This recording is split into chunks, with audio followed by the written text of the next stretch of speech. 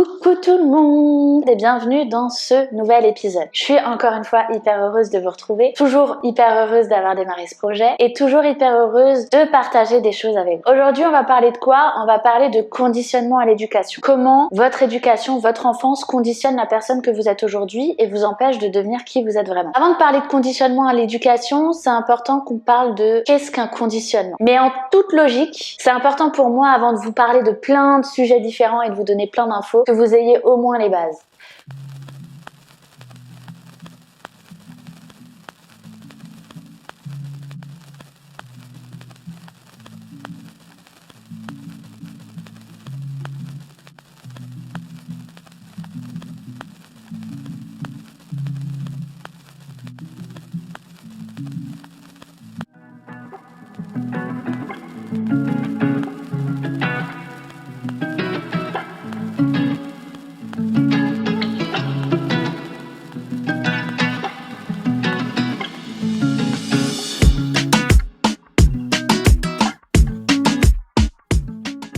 Ma mission, mon objectif, te permettre de devenir qui tu es vraiment.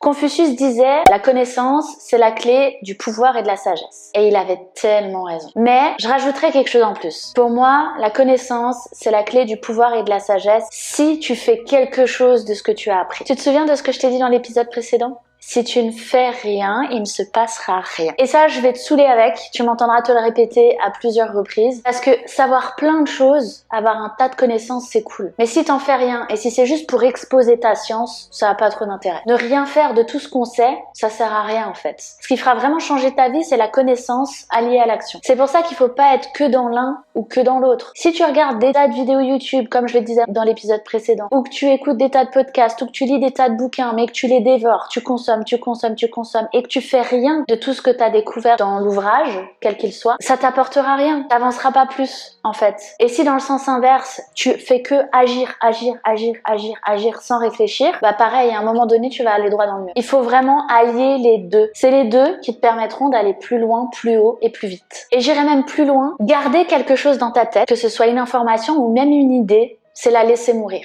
Il faut la sortir de ta tête et en faire quelque chose pour lui permettre de vivre. Note bien ça. Mais c'était pas le sujet du jour. Aujourd'hui, on est là pour parler de conditionnement. C'est d'ailleurs le sujet que je vais aborder dans les quelques prochains épisodes parce que il y a plusieurs types de conditionnement. Donc là, je vais déjà t'expliquer ce qu'est un conditionnement. On va parler aujourd'hui du conditionnement à l'éducation. Et puis les autres conditionnements, on en parlera dans les prochains épisodes. Alors concrètement, le conditionnement, c'est quoi? C'est ce qui fait de vous qui vous êtes, mais sans que vous l'ayez demandé, sans même que vous en ayez conscience, sans que vous l'ayez validé. Ce conditionnement, je l'ai catégorisé en 4 raisons. Je voulais toutes vous les donner en une fois, mais en fait, il y a tellement de choses à dire dessus et j'ai pas envie de bâcler. Donc, je vais vous les donner chacune, les unes après les autres, dans des épisodes différents. Aujourd'hui, on va donc parler de conditionnement à l'éducation. Le conditionnement à l'éducation, c'est tout ce qui t'a été transmis par tes parents. Les il faut, je dois, les rôles, les valeurs, les croyances, les peurs, les conditionnements. En fait, il faut comprendre qu'à notre naissance, de nos 0 à 7 ans, on est une page blanche. On est vierge de tout. Et tout ce qui va rentrer à l'intérieur de nous va devenir notre programme. C'est ce qui va nous programmer pour la suite. C'est ce qui va devenir notre réalité. Alors forcément, tout ce qui va se passer après 7 ans aura de l'impact également. On y reviendra. Mais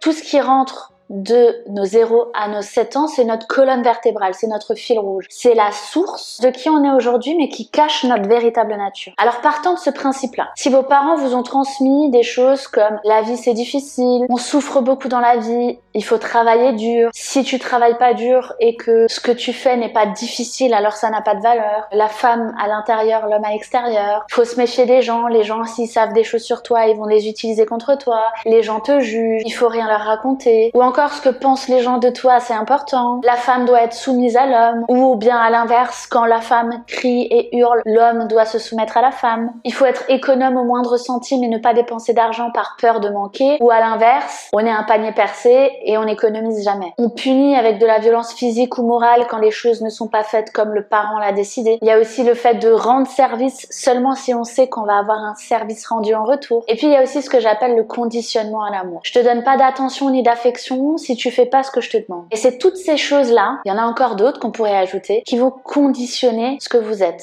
qui vont se programmer. C'est ce programme-là que vous allez avoir à l'intérieur de vous. Et le pire là-dedans, ce qui est subtil, c'est que c'est pas forcément des choses qu'on va vous dire à travers des mots. On va pas forcément vous dire il faut que tu sois sage sinon je ne te donne pas d'affection et d'amour. C'est plus subtil que ça. C'est les comportements que les parents vont avoir. L'enfant, c'est une éponge. Il n'a pas besoin d'entendre, il analyse et il imite. Donc en fait, c'est toutes ces subtilités que l'enfant va voir, entendre, sentir, comprendre, qui vont s'imprégner à l'intérieur de lui et qui vont définir ensuite l'adulte qu'il va être. Alors imaginez-vous plus tard, comment vous voulez par exemple être une femme épanouie, indépendante et pleine d'ambition si vous avez toujours vécu dans un environnement dans lequel la femme était soumise, violentée, où elle devait dépendre de l'homme, vivait à ses crochets et n'avait pas le droit d'être indépendante sous peine d'être punie par l'homme. Comment est-ce que vous voulez vous sentir heureux, épanoui et profiter des petits plaisirs simples de la vie si on vous a toujours transmis que le plaisir et le bonheur ça se mérite et qu'il faut travailler très dur pour avoir le droit à un tout petit peu de plaisir? Comment est-ce que vous voulez avoir une belle réussite financière si on vous a toujours transmis que l'argent c'était tabou, sale et que les gens qui avaient de l'argent c'était des connards? Ou alors encore, comment est-ce que vous voulez être vraiment vous-même si on vous a toujours transmis que le regard des autres était important et qu'il fallait toujours répondre aux besoins et aux attentes des autres sans vous faire passer vous en priorité, sans écouter vos propres besoins à vous? Alors tout ça,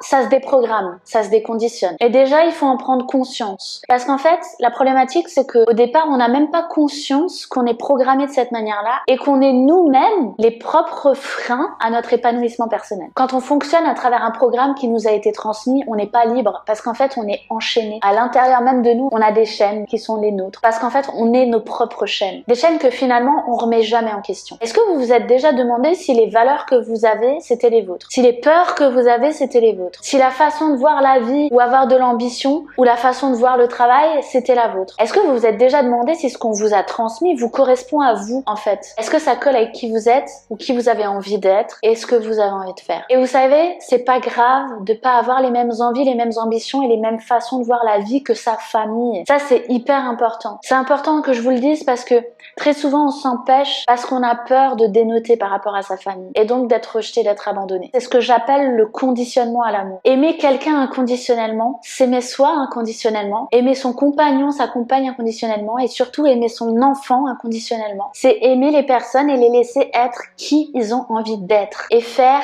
tout ce dont ils ont envie. Et s'ils tombent, on est là pour les rattraper au moment venu. Mais on les laisse être et faire ce qui compte le plus pour eux. On leur impose pas un cadre, une norme et des choses à suivre. Sauf que malheureusement, la plupart du temps, c'est pas comme ça que ça se passe. C'est pour ça que la plupart du temps, on a peur de sortir de ce cadre qui nous a été transmis parce qu'on a peur de plus recevoir d'amour en retour si on devait changer et devenir qui on est vraiment. Et je trouve ça hyper triste parce qu'on devrait pas avoir peur en fait d'être nous-mêmes. On devrait pas avoir peur d'être rejeté de sa propre famille. On devrait juste avoir une famille dans laquelle l'amour est si fort qu'on peut être et faire ce qu'on veut, on sera toujours accepté. Et c'est ce que j'appelle le conditionnement à l'amour et la loyauté familiale. Un enfant, il devrait pouvoir être et faire ce qu'il veut sans que ça conditionne l'amour que ses parents vont lui porter. Or, c'est rarement le cas et c'est ce qui vous empêche de vous indépendantiser totalement. L'humain reste et restera toujours un être social. Il a besoin d'amour et de reconnaissance. On en a tous besoin parce que sinon on a littéralement la sensation de mourir. C'est un fait et cette douleur elle est si forte qu'on préfère ne pas sortir des cases et ne pas être vraiment nous-mêmes plutôt que de ressentir cette douleur d'être rejeté, abandonné de notre propre famille. Alors même si les choses elles commencent à bouger, c'est vrai, c'est hyper positif, c'est pas encore totalement ancré et c'est dommage. On conditionne trop nos enfants à être ce que nous on a envie qu'ils soient. On pose trop de contrôle sur eux. Alors qu'en réalité notre rôle c'est de les laisser être qui ils ont envie d'être et de les rattraper au moment où ils tombent. On peut leur transmettre des valeurs, mais c'est eux, à travers leur personnalité, leur perception du monde, qui doivent se construire. Et même si les choses tendent à changer et on tend de plus en plus à transmettre cette notion d'amour inconditionnel à travers l'éducation positive, la gestion des émotions et même l'évolution des écoles Montessori, on commence de plus en plus à transmettre tout ça dès que les petits monstres commencent à ramper en couche-culotte. Parce qu'en fait,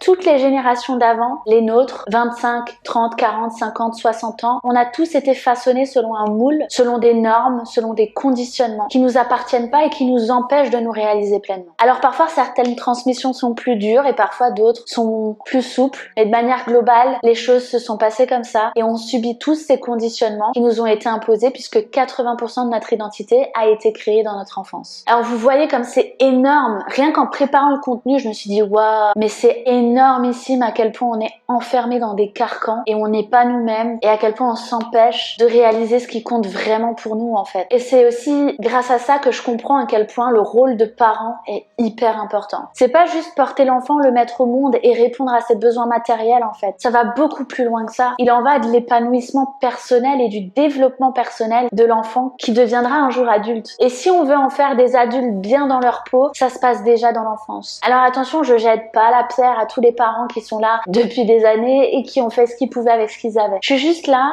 en train de mettre des warnings et de dire écoutez, là, maintenant, avec le recul, on se rend compte de ça, on se rend compte des choses, on a les moyens de les faire changer. Alors faites-le. Si vous êtes parent, même si vos enfants sont déjà adultes, n'hésitez pas à aller vers eux et à leur dire voilà, j'ai fait ça, je suis désolée, j'aurais pu faire autrement, mais en tout cas toi aujourd'hui, tu peux faire ce qui t'intéresse, tu peux être qui t'as envie d'être. Si vous êtes parent avec des petits enfants, commencez à modifier les choses, à mettre des choses en place pour leur permettre d'évoluer à leur rythme et d'être qui ils ont envie d'être, de leur permettre de développer leur propre personnalité. Et si vous n'avez pas d'enfant et que vous êtes juste un être, un individu qui a été formaté, qui a été conditionné et qui a du mal à sortir de ses carcans, alors je t'invite à écouter la mise en action que je vais te donner tout de suite parce que comme je te l'avais dit dès le départ, si tu ne fais rien, il ne se passera rien. Alors du coup, je vais te donner un petit exercice à faire. N'hésitez pas à venir en commentaire me donner vos petits retours, je serai hyper heureuse de vous lire. Pour la mise en action, je vais vous proposer de faire une liste précise et surtout honnête. C'est-à-dire qu'il va falloir que vous soyez honnête avec vous-même. Une liste de toutes les croyances et les conditionnements qui vous définissent. Prenez toutes les sphères de vie. Argent, relationnel, couple, loisirs, travail. Et puis tous les sujets qui peuvent vous intéresser, qui peuvent faire partie de votre vie et que vous auriez envie de travailler. Prenez chacun de ces thèmes, un par un, et faites une liste. Dans ce domaine de vie, c'est quoi mes croyances? Par exemple, vis-à-vis de l'argent. Est-ce que j'aime l'argent? Est-ce que j'ai peur de manquer d'argent? Est-ce que c'est important pour moi de bien gagner ma vie? Est-ce qu'un jour j'ai envie d'être millionnaire? Est-ce que avoir une vie aisée mais tranquille ça me suffit? Si c'est le cas, pourquoi? Est-ce que ça veut dire que vous êtes bien dans votre vie ou est-ce que c'est parce que vous avez l'impression qu'avoir plus d'argent c'est mal? Faites une liste de tous les critères et toutes les croyances qui vous définissent dans cette sphère. Je vous invite à faire toutes les sphères parce que c'est important de faire le 360 de votre vie parce que si vous allez prendre que un domaine, vous n'allez pas évoluer dans le reste. Donc c'est hyper important de tous les faire. Et une fois que vous avez fait cette liste, prenez-la et mettez-la en parallèle avec vos parents, avec ce que vous aviez l'habitude d'entendre, ce qu'ils avaient l'habitude de vous dire, comment ils avaient l'habitude de fonctionner. Et demandez-vous si ces choses-là vous appartiennent déjà ou pas.